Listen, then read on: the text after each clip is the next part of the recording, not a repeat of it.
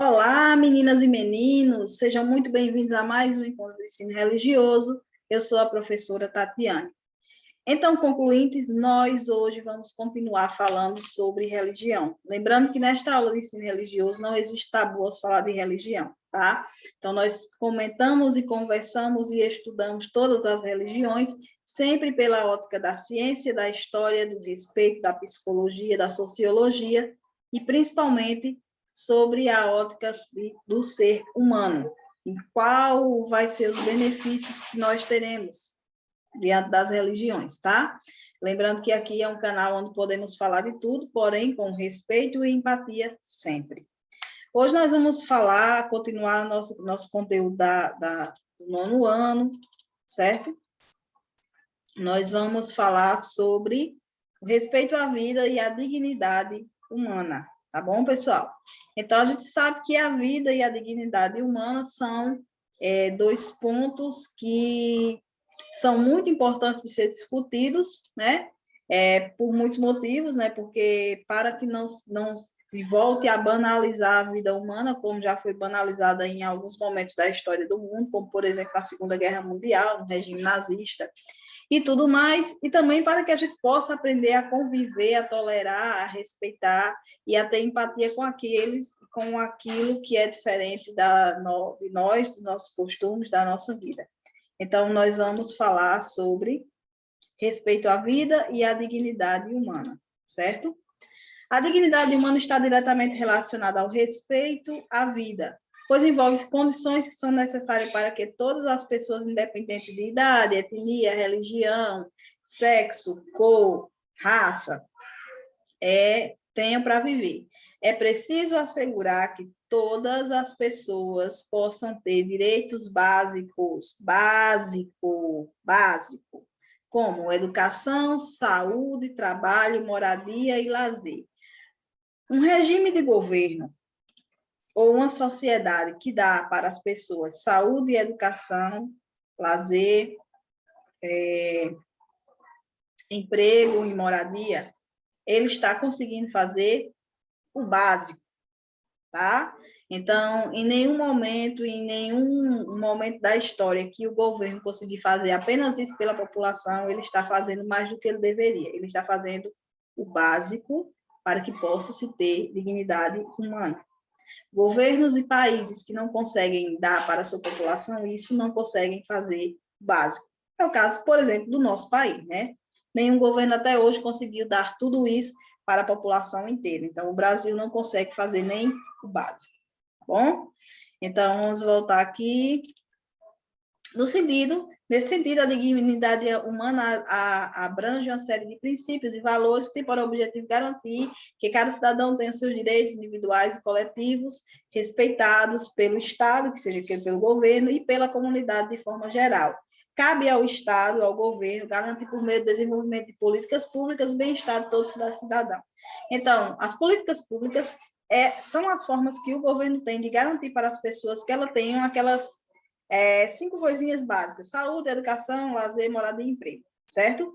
É por meio dessas políticas públicas que o governo tem a obrigação de dar equidade na sociedade e que as pessoas consigam, dentro das suas possibilidades, ter onde morar, o que comer, aprender a ler e escrever, aprender a se educar e ter a possibilidade de depois ter um emprego. Então, isso é muito, muito, muito básico, tá? E, infelizmente, nós não conseguimos nunca na história fazer isso, e ultimamente, infelizmente, parece que cada vez a gente vem se afastando mais de conseguirmos esse objetivo, uma vez que a miséria, a fome e o desemprego no Brasil tem aumentado e a inflação tem aumentado de uma forma exagerada e exorbitante.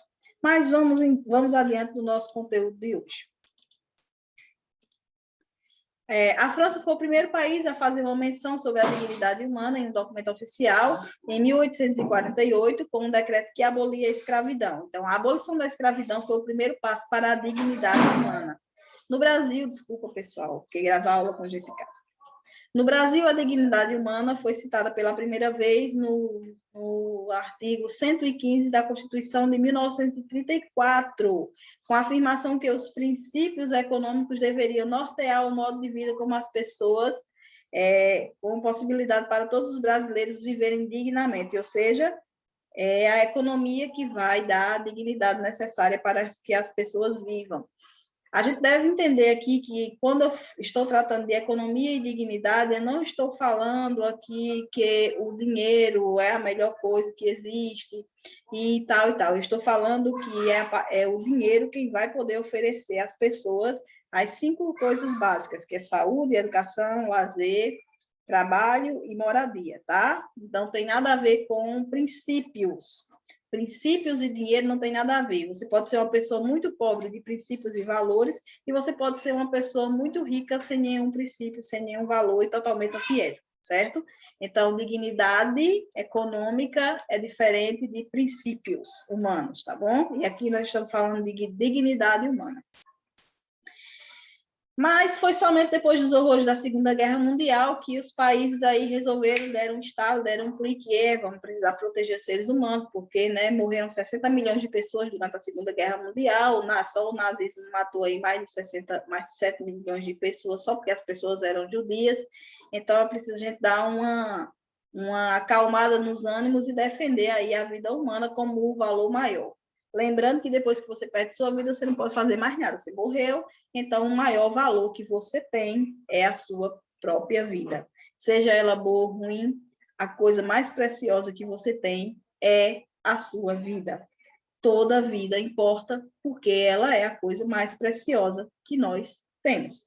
Uma vez que eu não estou mais viva, eu não posso mais trabalhar, me relacionar, morri, sumi da sociedade. Acabei socialmente falando. Religiosamente falando, posso não ter acabado, dependendo da minha crença, como a gente já estudou, né, durante todo o ano, dependendo da minha crença, depois que eu morro, pode acontecer um monte de coisa comigo ou com você, tudo de acordo com o que você acredita que vai acontecer, com que você se relaciona religiosamente. Mas socialmente, quando você morre, você simplesmente para de existir em sociedade e acabou tudo que você tinha de mais importante. O que é que fica? Recordações. Se você escrever um livro, pode ficar conhecimento, como, por exemplo, pensadores como Sócrates, Platão, Einstein, que escreveram seu nome na história para sempre e jamais serão esquecidos, certo? No entanto, alguns grupos, como os afro-brasileiros, indígenas, as mulheres, os idosos, pessoas com deficiências e crianças, muitas vezes têm os seus direitos infringidos por serem minorias ou por serem mais frágeis, socialmente falando. Nem sempre são minorias. Nós, mulheres, somos maioria e, infelizmente, somos uma maioria ainda fragilizada e uma maioria que ainda enfrenta muitos desafios para termos os mesmos direitos que já é garantido por lei. Quando a lei diz que todos têm os mesmos direitos, isso significa homens e mulheres, mas na prática a gente sabe que não é isso, infelizmente, que acontece, mas a luta existe, a luta continua e não se pode parar nunca, certo? Então, nós temos aqui os 5 direitos básicos: saúde, educação, emprego, moradia e lazer, certo? Lazer parece que é uma coisa fútil, mas é uma das 5 coisas mais importantes para que possa se ter dignidade humana. Você não pode viver só de trabalhar, você não pode viver só de estudar, e você precisa ter o seu momento de lazer, porque se você viver só de trabalhar e estudar, uma hora você vai ficar doente, e aí você vai perder a sua saúde. E aí cabe aos estados garantir, por meio do desenvolvimento de políticas públicas, o bem-estar de todo cidadão. O que são políticas públicas? É o que o governo está fazendo para garantir que todos possam ter minimamente saúde, educação, lazer, moradia e emprego. O que o governo faz? Então, aqui no Brasil, eu trouxe alguns exemplos de algumas políticas públicas. Algumas já mudaram, vou mencionar aqui algumas que mudaram. Educação pública, né? O Brasil, ele oferece educação pública para todas as crianças que queiram estudar, né? Fundamental.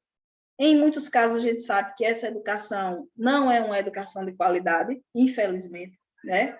Infelizmente, falta muito insumo, falta, às vezes, as escolas não têm a estrutura que precisa, então, os alunos não têm a estrutura que precisam para estudar, os professores não têm o preparo necessário, então, tem muito a se melhorar, mas existe, tá? Não é bom, não é o ideal, não, mas existe. A política pública de educação pública para a criança, ela existe. Na saúde, nós temos o SUS, que a gente sabe também que é o maior programa, agora isso eu preciso abrir aspas, é o maior programa de saúde pública do mundo, é o SUS. A gente sabe que tem muitos defeitos, muitas carências, que precisa muito melhorar, mas é o maior do mundo, certo? E assim, serve inclusive de exemplo para outros países. Quando eu digo que serve de exemplo para outros países, é o que está escrito no papel e não o que é praticado, tá? Porque o que está escrito no papel em relação ao Sistema Único de Saúde, o SUS, é totalmente diferente do que é praticado e aplicado.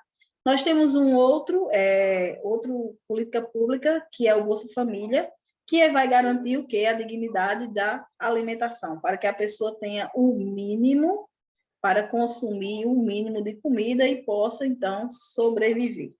Uma outra política pública é o Minha Casa Minha Vida, hoje não tem mais esse nome, é Minha Casa Verde e Amarela, e que garante um daqueles 5 princípios, que é a moradia, tá? Então, é um programa destinado a pessoas de baixa renda que podem conseguir um lugar digno para morar, tá? Muitas vezes saem de situações de rua ou situações de casas muito insalubres, tá bom? E uma outra política pública que eu trouxe aqui como um investimento do governo em lazer são as praças públicas, né? Os lugares públicos para que as pessoas possam se encontrar, se reunir, praticar exercício e as crianças possam brincar. Nossa, não é o ideal, não é o lazer, né? Mas é o que a gente tem e é o que eu posso mostrar para você como uma política pública. Existem outras, muitas outras. Faltam políticas públicas? Faltam muitas. Existem muitos pontos a serem ajustados? Sim, existe. Mas existe o começo, tá? Inclusive, a gente sabe que existem ajustes que é necessário ser feito dentro dessas próprias políticas que já existem, mas existem. Na educação também, eu gostaria de salientar outras políticas públicas, como, por exemplo, o ProUni, como o FIES, que é política pública para que alunos de escola pública consigam acessar o ensino superior, né? Vocês que são concluintes agora do 9º ano, daqui a 3 anos vocês vão ter que começar, espero eu, a pensar em política, em formas de irem para o ensino superior, certo? Então, muitos de vocês vão passar no Enem e vão direto para as faculdades públicas, mas os que não conseguirem, ainda existem outras possibilidades, como os financiamentos estudantis, o FIES, ou como o ProUni, onde você vai utilizar a sua nota do Enem como parte para entrar em faculdades particulares, pagando uma parcela menor, entrando como bolsista, como cotista, e existem algumas outras políticas que estão realmente sendo direcionadas a alunos de escola pública que não conseguiram acessar as universidades públicas, que nós sabemos que, infelizmente, devido à baixa qualidade do ensino público, e muitas vezes as universidades públicas, que são consideradas as melhores universidades do Brasil, estão lotadas de pessoas que estudam a vida toda em escolas particulares e depois vão para as universidades públicas tendo dinheiro para pagar a universidade particular. Esse é um grande contrassenso na educação do Brasil, na minha opinião, tá? Na minha opinião, todo aluno de escola pública deveria ter sua vaga na universidade pública garantida por lei. Mas aí existem os processos de seleção para absorver apenas aqueles alunos que aprenderam o mínimo, que é para isso que serve o nosso Enem, certo? No Brasil, a dignidade humana foi citada pela primeira vez no artigo 115 da Constituição de 1934, 86 anos após a França ter mencionado o assunto pela primeira vez na história, ou seja, quase um século depois é que nós começamos a pensar em dignidade humana, lembrando que o Brasil também foi o último país do mundo, um dos últimos países do mundo, aliás, foi o último país do mundo a escravizar pessoas negras. Não foi o último país do mundo a ter escravos. Teve países no mundo que tiveram escravos até bem depois que isso, mas não relacionados à cor da pele, tá? A escravidão por outros motivos, por dívida, por guerra, mas não por questão da cor. Aqui no Brasil, foi o último país também a deixar de escravizar, a gente tem um pouco de atraso nesses processos de mudanças de mentalidade, infelizmente. Atualmente, a dignidade humana do Brasil é legalmente garantida no artigo 1º, inciso 3 da Constituição de 88, ou seja, todo ser humano é digno, precisa ser tratado com dignidade, e isso vai desde a escola, a educação, religião, certo? A religião tem um papel importantíssimo nessa questão da dignidade humana, pois, devido aos ensinamentos, né, de princípios e valores, na religião muito se aprende a valorizar também essa questão da dignidade humana, ou de ajudar o próximo para que ele tenha uma vida digna, também como ser humano. As religiões têm um papel importante na questão da dignidade humana, que foi o que eu disse. Sabemos, entretanto, que apesar da legislação da garantia legal, nem todos os seres humanos são tratados dignamente, né? Infelizmente, nós temos, por exemplo, aqui, ó, desrespeito a cultos afro-religiosos, que são a minoria. Veja aqui um terreiro de candomblé totalmente destruído. Então, é uma afronta direta à dignidade humana das pessoas que têm essa fé, que acreditam nos seus orixás e que tem o seu templo. Então, vai alguém que é de outra fé religiosa, faz uma destruição dessa, com que intenção eu não sei, porque eu não consigo entender o que é que se passa na pessoa que faz uma atrocidade dessa, achando que fazendo isso ela vai ser melhor ou vai construir um mundo melhor do que existia antes. Não dá para entender o que se passa na cabeça de uma pessoa com tão pouca empatia. 1,6 milhões de mulheres foram espancadas ou sofreram tentativa de estrangulamento no Brasil em 2020. 22 milhões de mulheres passaram por algum tipo de assédio. E isso são os dados registrados, né? Fora os que não são registrados, né? Então, isso também passa pelos percursos da dignidade humana, né? É preciso que as mulheres consigam ter o seu lugar, o seu espaço e ser respeitada enquanto ser humano, e que alguém, só porque tem mais força física que ela, não ache que seja o dono dela e que possa espancar ou fazer qualquer tipo de agressão ou assédio pelo simples fato dele ser fisicamente mais forte, certo? Outra categoria da nossa sociedade que passa muito pelo desrespeito da sua dignidade enquanto ser humano são os idosos, em muitos tipos diferentes de abuso. Eu trouxe aqui uma idosa que foi espancada, provavelmente pelo cuidador.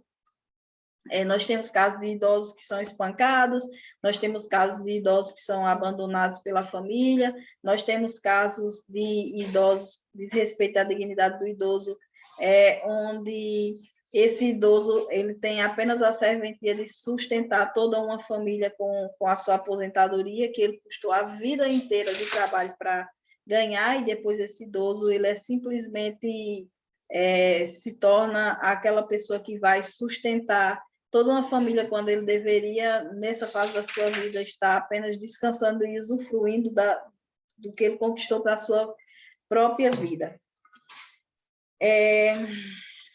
Outro grande desrespeito à dignidade humana que sofremos aqui no Brasil está relacionado à cor da pele e às etnias, que tem relação muito forte com o que eu já expliquei sobre a escravidão. Fomos o último país do mundo a abolir a escravidão negra, e isso deixou marcas muito fortes na nossa cultura, e por mais que as pessoas batam nessa tecla, o preconceito racial ele está muito enraizado, e ele aparece das formas mais sutis, como, por exemplo, você é uma negra bonita, a pessoa é bonita ou é feio, não importa a cor da pele. Tem negra bonita, tem negra, não precisa enfatizar que você é bonito, você é uma branca bonita, você não vai dizer você é uma branca bonita, né? Você diz você é bonita ou você é feio, você não precisa dizer a cor da pessoa para você dizer se a pessoa é bonita ou feia esteticamente, entendeu?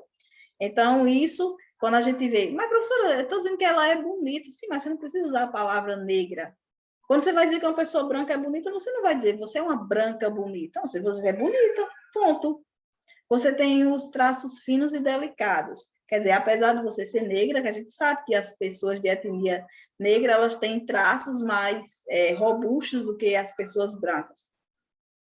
Qual é a diferença que isso faz? Você é um mulato tipo exportação. Isso tudo, minha gente, é preconceito. Isso é preconceito enraizado. Mas é você que passou nas cotas, né? Nem precisou estudar. Que mentira! Quem passa nas cotas também precisa estudar. Aliás, quem passa nas cotas teve muito menos oportunidade de estudar do que quem provavelmente está dizendo uma coisa dessa, né? Provavelmente a pessoa que está dizendo isso estudou numa escola particular, tinha uma boa sala confortável para estudar, internet de alta velocidade, computador, essas coisas todas que a gente sabe que pessoas racistas, brancas e preconceituosas têm e que fazem questão de ainda saírem falando esse tipo de asneira em pleno século XXI. Temos aí a falta da dignidade, também relacionada à xenofobia. Xenofobia é o ódio que você tem por uma pessoa que não nasceu no mesmo lugar que você, só porque ele não nasceu no mesmo lugar que você. Então, eu trouxe aqui uma xenofobia que acontece dentro do próprio Brasil em relação a uma região da outra. Agora, veja bem, que coisa. A pessoa se acha melhor do que o outro porque nasceu no sul do país. Nasceu no sul do país, eu sou melhor do que você que nasceu no Nordeste. Entenda uma cabeça dessa. Ah, não, eu sou melhor do que uma pessoa que nasceu na África. Por quê? Por quê? Por que eu sou melhor do que a pessoa que nasceu na África? Por que eu sou uma pessoa melhor do que a que nasceu na África? São pessoas, nós somos pessoas. Ponto. Agora, durante nossas vidas, a gente pode ficar mais rico, mais pobre, mais gordo, mais magro, melhor. Não cabe, né? Não cabe. Não cabe a ninguém dizer eu sou melhor do que você. Nós somos pessoas, todo mundo tem defeito, todo mundo tem qualidade. Ponto final. Também temos aqui uma falta de respeito muito grande às vidas indígenas. Muitas vezes os índios, eles, apesar de ser os donos dessa terra que estavam aqui, né? Quando os portugueses chegaram, são os donos, são maltratados. Os nossos indígenas, eles são deixados de lado, seus direitos muitas vezes não são assegurados. São pessoas que têm uma fragilidade de saúde muito maior que nós, até pelo fato deles ter, hoje em dia não, né? Eles têm um contato muito grande, mas antigamente vinha um português com gripe, matavam muitos índios. Por quê? Porque os índios daqui não estavam acostumados a esse vírus, como o coronavírus. Por que o coronavírus matou tanta gente? Porque ele é um vírus tão letal? Não, porque a gente nunca tinha tido contato com aquele vírus. Então, se eu nunca tive contato com aquele vírus, eu preciso gerar uma imunidade. E para eu gerar imunidade, eu preciso de tempo. Então, com os índios, na época que os portugueses chegaram aqui, morria índio de tudo quanto era coisa, de cólera, de dor de barriga, de febre, de tuberculose, todas doenças trazidas pelos portugueses, todas doenças trazidas pelos europeus. Então, a vida dos índios precisam ser tratadas com mais carinho, os direitos dos índios precisam ser vistos com mais cuidado. Outro ponto importantíssimo, LGBT-fobia.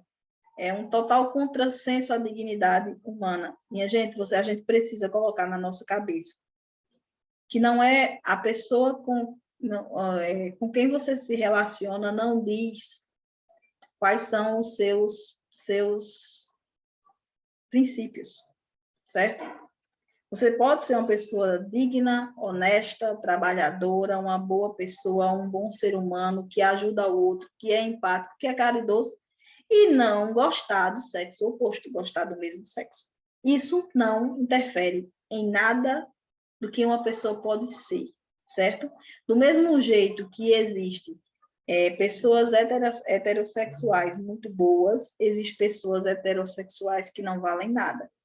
Existe também dentro do mundo homossexual. Mas isso não implica dizer que só pelo fato da pessoa ser homossexual, ela precisa ser olhada já diferente. Homossexualismo não é doença e nem crime. Então, não vale, não cabe mais para a nossa sociedade, para vocês, principalmente que são jovens, observar uma pessoa que é homossexual como se ela fosse uma pessoa doente e uma desqualificada, porque ela não gosta da mesma coisa que você, né? Porque ela não tem o mesmo gosto sexual que você. Então, a orientação sexual não pode ser um desqualificador de pessoas, tá? Eu gostaria que isso ficasse muito claro. Assim como também a religião que a pessoa tem não pode ser um desqualificador de pessoas. Exemplo, depois do 11 de setembro, as pessoas que seguem o islamismo ficaram marcadas. Ah, você é muçulmano, é terrorista, é homem-bomba. Não é assim. Não é assim, uma pequena minoria não pode desqualificar toda uma categoria, certo? Então, nós vivemos na esperança, eu tenho um erro aqui, digitação, me desculpe, vivemos na esperança de que as futuras gerações possam ser mais empáticas e humanas e que um dia a humanidade possa viver em paz e livre de preconceitos, onde cada pessoa possa ser respeitada do jeito que ela é, que seus direitos sejam garantidos do jeito que ela é, e que se a pessoa cometa algum crime, que pague pelo crime que cometeu, mas que ela não seja julgada apenas pela religião, por ser mulher, por ser negro, por ser de outra região do país ou do mundo, ou por ter uma opção sexual que é diferente da sua, que é diferente da maioria. A gente tem que tratar as pessoas de acordo com o que elas de fato são na sociedade, e não de acordo com o que a gente acha que ela é, por questão de uma escolha ou por uma condição de vida que a pessoa tem, certo, pessoal? Então, espero vocês na próxima aula, eu espero que essa aula sirva para vocês colocarem a cabeça de vocês para pensar e que mude alguns pensamentos de vocês. Até a próxima e tenham uma ótima semana de estudos.